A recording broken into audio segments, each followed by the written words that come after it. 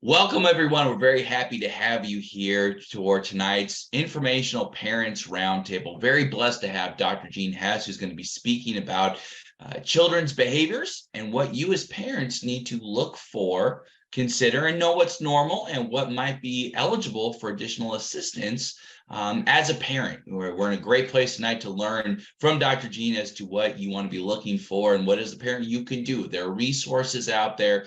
Dr. Jean has an amazing experience being able to help parents who have questions in this area. So we're very excited. We're going to go ahead and get started. Dr. Jean, how are we doing today? We're doing really well. Thank you, Thomas. I appreciate that introduction. Hello, everybody. I am Dr. Jean Hess, and as Thomas said, I have a lot of experience working with individuals with disabilities. It has been my entire adult career. I am super happy that I have an opportunity to share information. So here we go. I would like for Emmy to bring up our PowerPoint so that I can get started. While she's Beautiful. doing that, And as Emmy is doing that, sorry, I don't mean to interrupt Dr. Jean, but this is an interactive event. The team is going to be available to type answers to questions in the chat. So at any time, if anything that Dr. Jean says sparks a question or sparks clarification, type it in the chat box. The team will be more than happy to reply with an answer to you and get all of your questions answered tonight. So my apologies, Dr. Jean. Go ahead. We'll get rocking and rolling. Awesome. So let's go back to the first slide if we can. That would be terrific. We're going to go back.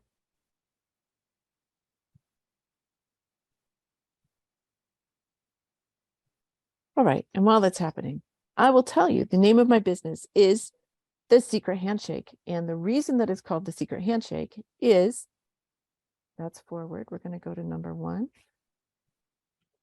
That I have worked with parents for a very long time, and I very often meet parents in schools. And when they're in schools, they're very accustomed, and maybe you have had this experience, to everyone there having an answer or telling them what they should be doing as a parent, or making them feel like they're not doing the right thing as a parent. And so when I introduce myself as Dr. Jean Hess, often that makes them feel like I'm just one more on the other side of the table. But in truth, I know the secret handshake of being the parent of a child with special needs. My son has autism. And as soon as they hear that, it makes them feel like they have somebody on their side, that there's somebody who speaks their language and may understand what it's like to be the parent of a child with special needs. And so Secret Handshake is why my business is called Secret Handshake, because I know the secret handshake of being an autism mom. And that's where that comes from. So now we're ready for slide 2. I mean, if we can get there, that would be great. If not, then we'll just wing it.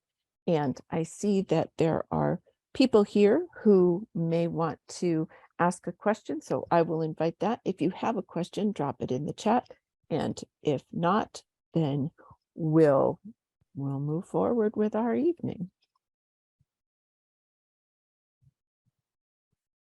Give Emmy a chance to do a share screen and bring that up. And while she's doing that, I will tell you that I am usually coming to you from outside Chicago, but I was asked to speak in New York. And so here I am. I'm in New York, not my usual place. So we're winging it just a little bit.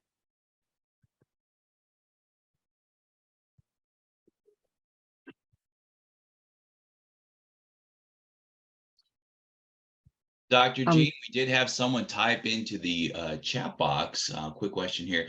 What are some of the behaviors that my child might exhibit that would indicate they would qualify for additional education assistance or educational resources?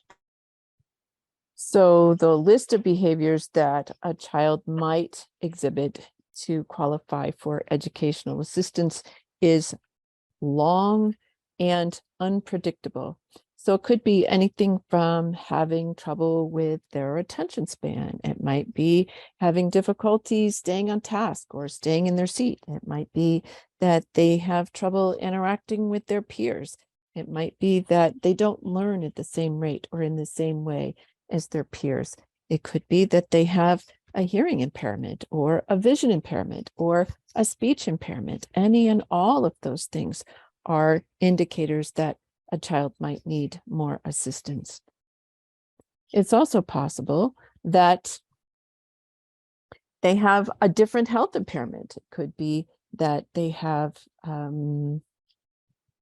cerebral palsy or cystic fibrosis or traumatic brain injury. There are a long list of different kinds of things that can lead to someone needing additional educational assistance. And the very best thing that you can do, if you think that your child may need additional assistance, is to contact the principal at your school and ask if your child can be evaluated. And that starts a process that will help you find out whether or not they need assistance.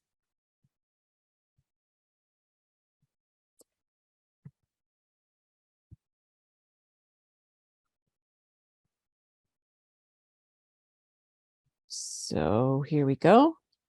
And on to the next slide, where we will see the agenda. And the agenda is that we're going to do introductions, and we already have, and talk about what brings us here, and we already have.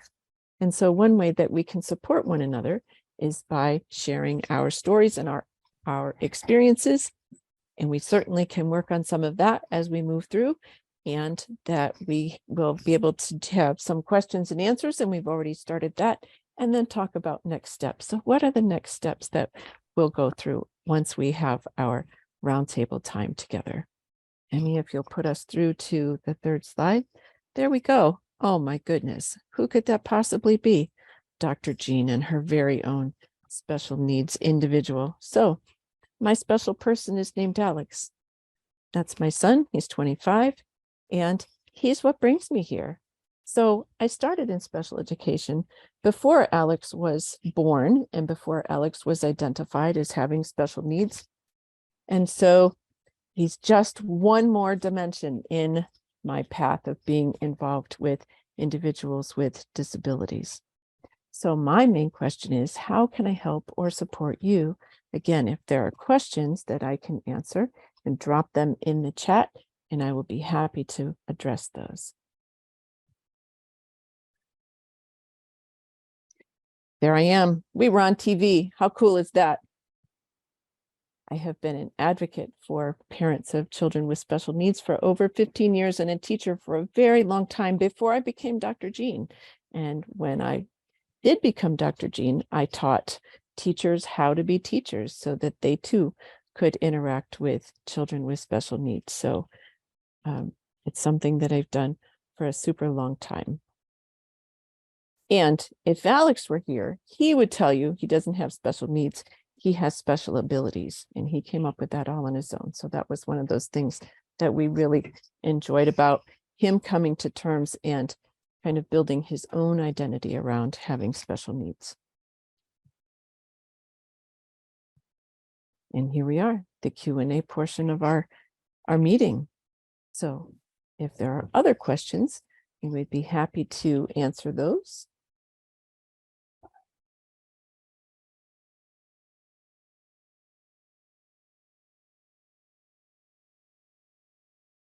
One of the questions I'm often asked is, so how do I know what my child needs?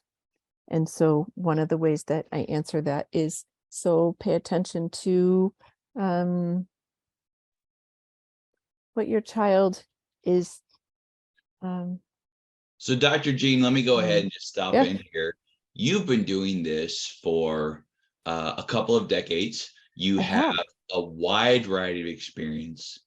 What are the top 3 questions you have from parents who typically have concerns about if their child might qualify for, some extra help, or just might be needing some additional advice when it comes to being a parent? Because at the end of the day, as a parent, you want the best for your child, but sometimes situations arise that you just aren't equipped for right out of the gate. So what are some of the top questions that you have from parents as they begin this journey, so to speak? So one of them is, how do I help? And so the answer is different for every individual case, but here are some broad ideas. So how do I help? One is what can you do in your own environment that will help support your child? And by that, I mean, can you use a whiteboard, for example? I know that lots and lots of kiddos with special needs benefit from having a visual schedule. So you can use a whiteboard or make some type of schedule on a piece of paper or on, it doesn't matter, chalkboard, anything that will help you help them understand what's next. Lots and lots of kids who have special needs are anxious because they don't know what comes next. What comes next? I get that a lot. What comes next? What do I do next? And so that visual schedule really helps them understand where they are right now and where they're going to be for whatever comes next. And so that's one way that you can help them. Another way is that very often they don't understand boundaries. And so you may say, may give them something to do and they either refuse or they're a little more aggressive in their refusal. And so how do you handle that? One of the ways that you make sure that we do that, the visual schedule really helps with that, because then they understand where they are in their day and what needs to happen. And that's where first then really helps too. If you do this, first do this, then this. So first do this, whatever the direction was, and then you can play on your computer or have a 2-minute video or whatever it is that they want. And so that's one way to help establish and maintain boundaries. And a third question that I think that some people have is, so where do I find resources? How do I know where to go? And it depends on your community. And one of the things that I would say is connect with other parent groups. There are parent groups that might be provided through the school. There are parent groups that might be provided through other organizations, community organizations, or church organizations. Sometimes I know where I am, they have special recreation associations so that people can be involved with social outings or Special Olympics and those types of interactions. And so the resources are as vast as wherever you are. And sometimes it takes a phone call or an email, a quick internet search to have an idea what services might be available. And just for the record, I understand that taking on one more thing as the parent of a child with special needs is really exhausting. And at the end of the day, to have to do one more thing, really tough. And I get that. But sometimes it's the only way too that we're able to find the services that our kiddos need. Those are 3 things I'm asked often. So when it comes to the next steps, if there's a situation where me as a parent, if I have a question as to whether or not my child might have some of those special needs, or there might need to be a conversation about how we determine that, what are the things to know, or what are the next steps to take, at the different age levels? Because obviously, if you're having this question with a 2-year-old versus a 5-year-old versus an 8-year-old, there are probably different resources available in different steps. So speak a little bit to that as to where parents might be in the age of the child as to what they need, or what you would recommend they do next. Actually, it's the same. So the outcome is different, but the where you begin is the same. And the where you begin is with your school district. There is a law, a federal law, that says that every school district needs to find every child in their district who has special needs. It's called the child find. And so if you feel that your child has a special need, or that you feel your child needs to be evaluated to find out if they have a special need, then you call your local school district. And that's somebody within the district who will then point you to someone who can help set up that evaluation if that's what's required, or to help point you in the direction for what those needs might entail. So birth to 3 has one set of services and family supports. And at the age of 3, then a child is under the auspices or the interests of the school district itself. And they go into a special preschool and then into the whole K through 12 and all that that involves with a school. So it's not a different system. It's all the same system. And it's been designed like that. The services are different, birth to 3. And then in preschool, they're not part of K-12, but it's still run through the school system. How cool is that? So that makes it a lot easier if in knowing that from a federal level, Yes. that children, no matter what age, really have the same starting point of that local school district to make that happen. That's certainly helpful for parents. But let me ask this, because obviously, as parents, sometimes we don't know that there's an issue. We may just think that the situation is normal. Mhm. What are some of the behaviors, or what might be some indicators that you would have or advise parents that you work with to look for that would indicate they need to reach out to the school district and say, hey, we're seeing this behavior exhibited. We think we may need to have that conversation. What would you recommend to parents in that to look for? So there are a couple of things. First, believe it or not, I didn't know that my son had special needs until he was in school. And they called me to say, we really think that we may need to have a conversation about whether or not your son has special needs. How would you like to have been the teacher that needed to call Dr. Jean to say, we think your child has special needs, knowing that my doctorate's in special education? That was an uncomfortable phone call for Right, somebody, right? right. But when I reflected on it, there were things that absolutely could have been red flags. So here are some of them. We know, generally speaking, that a baby walks at 1, talks at 2. These are broad, is making friends by 2.5, 3.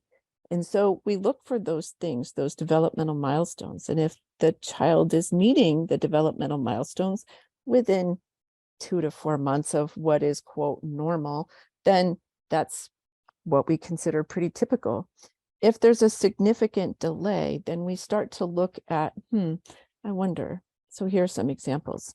I have a friend whose son didn't speak until he was 4, and she was concerned, and so tried really hard to find out what was, quote, wrong with her child.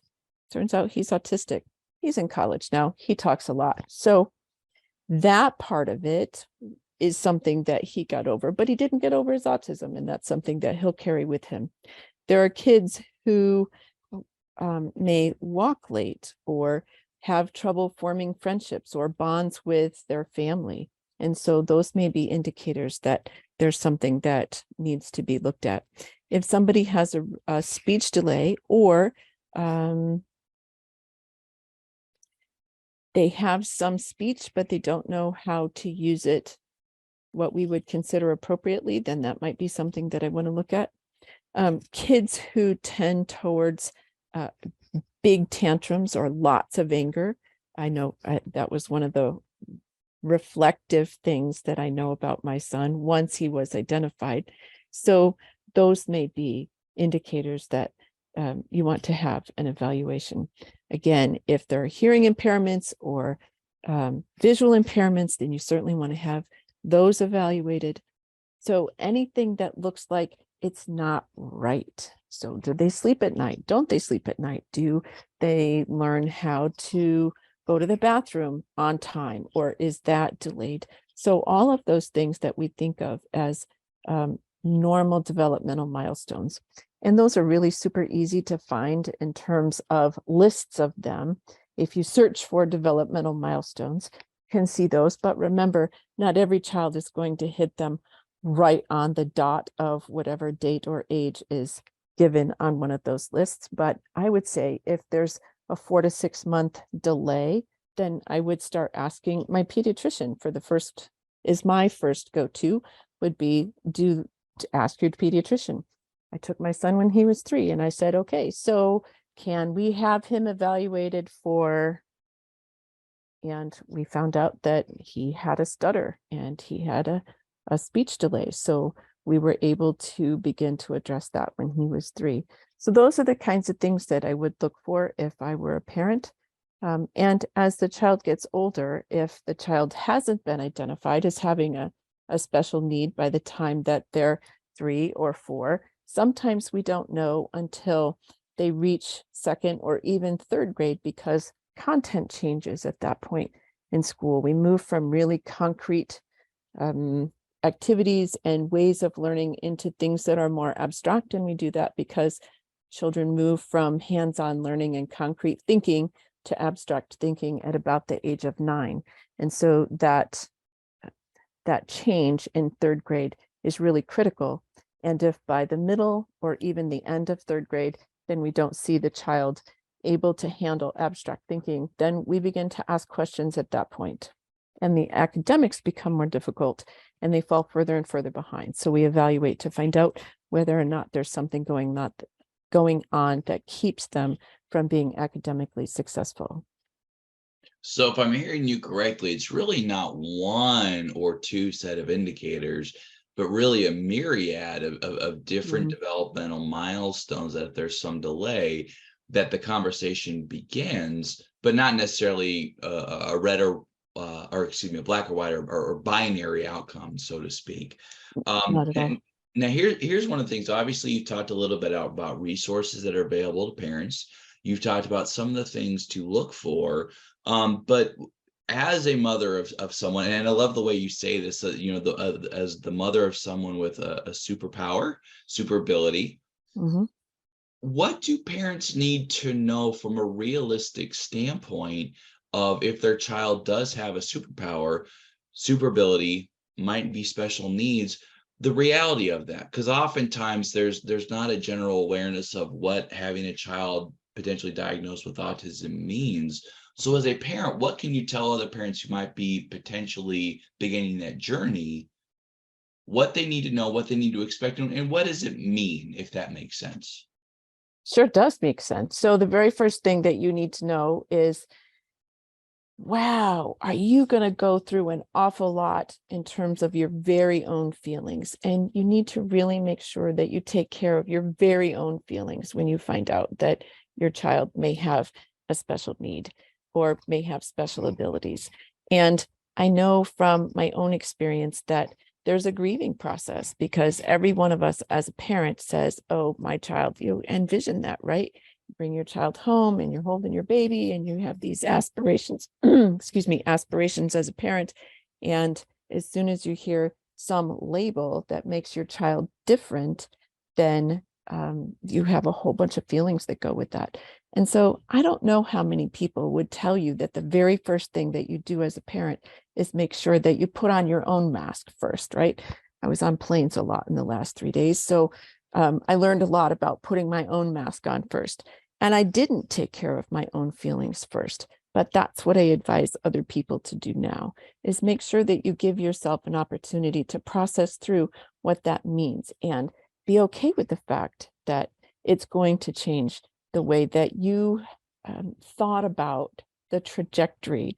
But that doesn't mean that it has to be a bad trajectory. It's just a different trajectory. And so I think that it's really critical that we take care of ourselves and our stuff. And concurrent to that, you need to understand that sometimes, as the parent of a child with special needs, everything that you need to do in a day, because you may be a mom or a dad or a grandma or a grandpa, and you may have a full-time job and you may have other kids and you may have other responsibilities, everything that you need to do for the child who has special abilities is going to be a full-time job on top of all of that, because there may be medical needs. There are school things that need to be taken care of. There will be times when all of their stuff comes first, and then you take care of your own. I have talked to lots and lots of autism parents or any other disability who say that there are days when they literally have to schedule their shower because there's just not enough time to do everything that needs to be done. So you learn how to juggle and you learn how to prioritize, and that's okay too. Your support network is going to be critical, whether it's your family or friends or other parents who have kids with special abilities. The support network is a vital part of that as well. That's what I would tell parents. I would tell parents, find a network, make sure you take care of you, and realize that just because there's a special ability doesn't mean that your kids can't be all that they can be. It just means that there's an awful lot of heavy lifting that you may not have expected to have as a parent. I think that's a great point. I love how you say that it's a different trajectory and not a bad trajectory. And because kids that have special needs, kids that, again, as you said, the kids that have those special abilities, there's a wide variety of how they are able to make the world a better place in their own regards. And so it's important to understand that, again, it's a different trajectory, not a bad trajectory. It's just part of their journey and what you get to do as a parent. But you spoke to something very, very important, I think, in this regard, which is putting your mask on first, taking care of yourself as a parent first. Gene, you've been in the trenches, you know what it's like. What are some of the things you would tell parents that they need to do for themselves? Or what are the little things that you would tell parents they need to do as they start this journey again of helping their child on their own unique trajectory? So I have found that building together, I'm a single mom, so I have walked this path with my son as a single parent. And so I think that when there are two parents in the home, that that's a different journey too. And that's one of the things that I say to parents is that just because you have a child with special abilities doesn't mean that your path and your journey is going to be the same as my path and my journey.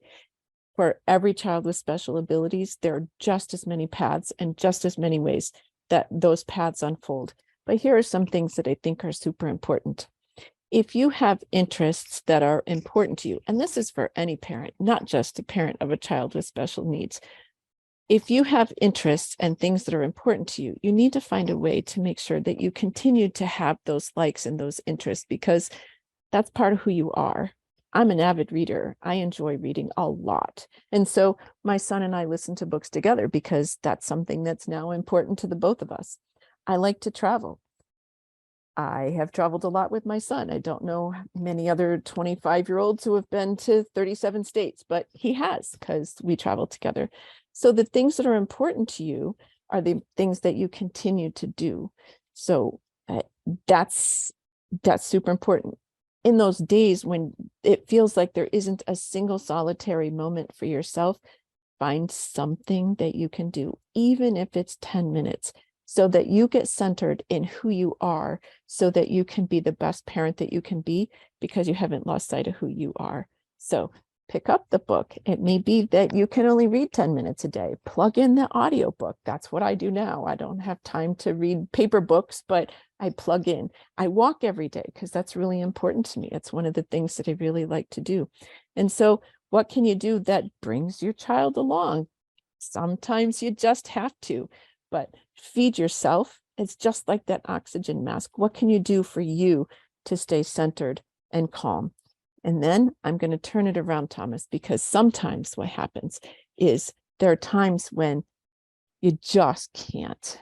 Your day has blown up, mostly because your child has blown up, and you get emotionally embroiled in whatever they're throwing out there. So if they're angry, sometimes it's really natural to get angry too, and they're yelling or they're being aggressive, and you don't know how to deal with that. Our natural response is to be angry back or to want to do something to make it go away. And you get tight and you get tense and you lose yourself because you're in this, and this takes so much energy and you just don't know how to get out of that.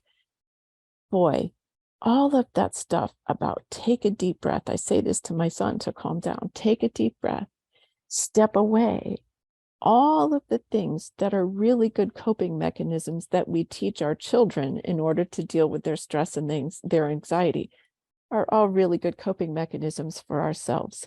And so I got to the point that I wouldn't give my son a timeout. I would say, I'm taking a timeout, and I'd walk away 3 to 5 minutes, get myself back together, whatever I needed to do to get myself back together so that I could step back in and I could be the adult and I could be the parent and I could help him figure out how to help him.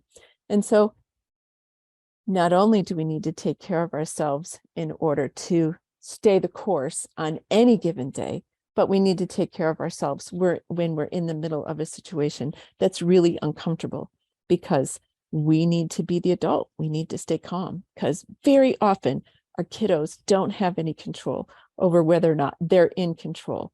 And so we need to figure out how to be in that place ourselves so that we can help them get back to that place themselves. Does that make sense?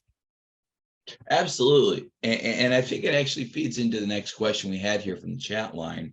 One of the parents who attended wanted to ask, what are some of the tips you have for finding support when it comes to embarking on this journey with your child? Because, as you noted, there are resources, there are parents groups, there's help out there, and not necessarily that you're having to do this on your own.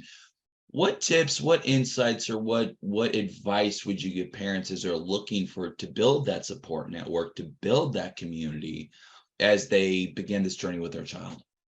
Two things come to mind quickly. First, if you have a family, lean in. I don't. My family is several states away. So if you do, take advantage of that. Allow them to be as involved as they want or not want. I believe strongly in freedom of choice. So the people who want to support in any way that they can, that's awesome. So lean into the support network that you already have. And then in order to find others who may walk the same path, go to your favorite browser and type in whatever label or behavior your child is exhibiting or has been identified as having. And then after that, type support group. So for me, it's autism support group, and find out what's local to you.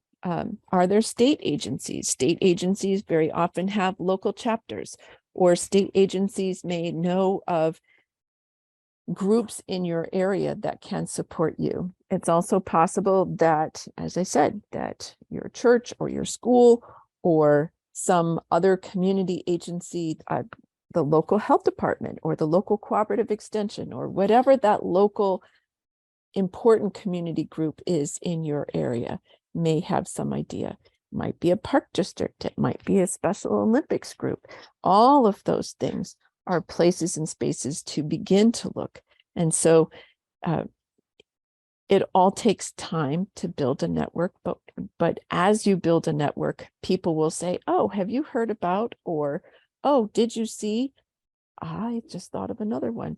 Meetup is a great place to find groups that might have things with you in common. I know that when I moved from New York to Illinois and I was looking for different sorts of agencies or groups, I found mom groups on social media. I found mom groups on Meetup. I found mom groups so that some of them were single mom groups and some of them were not single mom groups, but there were places that I knew that I could find like-minded people so that we could share resources and stories and have the support that we needed in order to get through another day. Well, and the good news is also that they're not alone, because you and the Secret Handshake also provide resources. And so I want to talk a little bit about your invitation to people attending the call tonight or who are watching this video after the fact, a little bit more about the consultation, the session that you are offering parents who just have questions and, quite frankly, just want help in what's best for their child. So talk a little bit more about that and how people might be able to take advantage of that. So I am committed to helping families who have children with special needs or think that they might have a child with special needs. As I said, been doing this a very long time. And that's how Secret Handshake came about, is how can I continue to help people? And so I have available an opportunity for people to sign up for a 20-minute consult to find out whether or not I may be able to help more. And so this really stems out of the fact that I have helped individuals as a parent advocate for 15 years, and that I've been teaching for many more years than that. So I bring all of that. I bring my experience as an advocate. I bring my experience as a teacher. I bring my experience as a parent of a child with special needs to the opportunity for people to bring their questions and see if I can help steer them in a direction or help them figure out what's the next step. How can they figure out what they need to do next? And so as a part of that call, what are are there next steps? Are there resources, or what are the concrete things that parents will get out of that call as part of that time? I have absolutely no idea, because every single person I have ever spoken with brings a different story and a different question. It can be anything from my kid doesn't sleep at night, what do I do? To I'm having trouble in my kid's school, they have an IEP and they're not following the IEP. It might be I have two kids and one of them has been diagnosed with, and the two siblings are not getting along. How do I do that? It could be, oh, we're going through a divorce and my child with special abilities is not reacting well. It could be my husband just got transferred to wherever and he'll be there for 9 months and I don't know how to get through this. What are your ideas? I have absolutely no idea. All of those are things that have been brought to me and we've problem solved. I may not be able to fix, quote, fix the problem in 20 minutes, but we can certainly get started and decide what the next steps will be. Do we continue with me as a consultant and an advocate? Do you find local resources available so that you can continue on a path to an answer? I have no idea. The questions are varied. The outcomes are just as varied. So great question, but it would be foolish of me to say that I know how I'm going to solve every problem, because no problem has ever had this. No two problems have ever had exactly the same outcome or answer. So the good news is that anyone attending and anyone doing a session with you in a consult will have unique and individualized information to their situation. Because again, as obviously as I've learned tonight, all these situations are unique as to what's happening and what their next steps are. So Dr. Jean, thank you very much. We appreciate your time in being able to put this information out there for parents as to everything, what to look for, what their next steps are, and what it may be with their children who might have special needs, or as Alec would say, special powers, and how they bring their gifts to the world in their own place. What is a final parting thought or final words you have for attendees before we break the call tonight? Two things. First of all, super important that you take care of you, and whatever form that takes, whether you join a parents group or you find time to take a bubble bath or take a walk or just step away, chill out before you step back in and figure out what the next 5 minutes are going to look like. So take care of you, super important. And for everybody else in your life, they need to know that once they know one child with disabilities, they know one child with disabilities. They don't know every child with disabilities. And so very often people will tell me that they understand. I understand. I hear that a lot. Oh, Jean, I understand. Well, unless they're walking your path right next to you, they don't. And that's okay. They're doing the best they can and they feel like they're saying something supportive, but don't get trapped in that yourself. If you're supporting somebody else who has a child with special abilities, listen to them, hear their story, support them by saying, wow, I can strongly identify, because I can. There are lots of things that people say to me that make me think of something that has happened that's similar in my life, but it doesn't mean that it's the same. And it doesn't mean that they feel the same as I feel, or that their child feels the same as my child. So I can strongly identify. I feel a bond with that person, but I may not understand. So remember that. Those are my two big takeaways. Take care of you, and remember, that if you know one child with disabilities, you know one child with disabilities, and everybody else has their own child and their own story. That's what I got. Beautiful. Sounds good. So for all the parents and all the people out there who are interested in speaking with Dr. Jean personally, please go to www.secrethandshake.online/consult. You can click the link in the comments section below on whatever platform you're doing this. You'll have the opportunity to have a complimentary session with Dr. Jean of the Secret Handshake, where you will get some personalized advice and information for your child and loved one relative to their situation. Dr. Jean, thank you very much. To the tech team, we appreciate all of your help, and we look forward to seeing you again, Dr. Jean. Now, these sessions are every third Tuesday, is that correct? Every third Tuesday of the month. I can't wait to see everybody on the third Tuesday of next month. Beautiful. So those of you who have attended, if you have other parents who would like to learn more of the family members, please invite them. Those links will be available. Thank you so much, Dr. Jean. Thank you so much to the team, and we look forward to seeing you next month. Bye.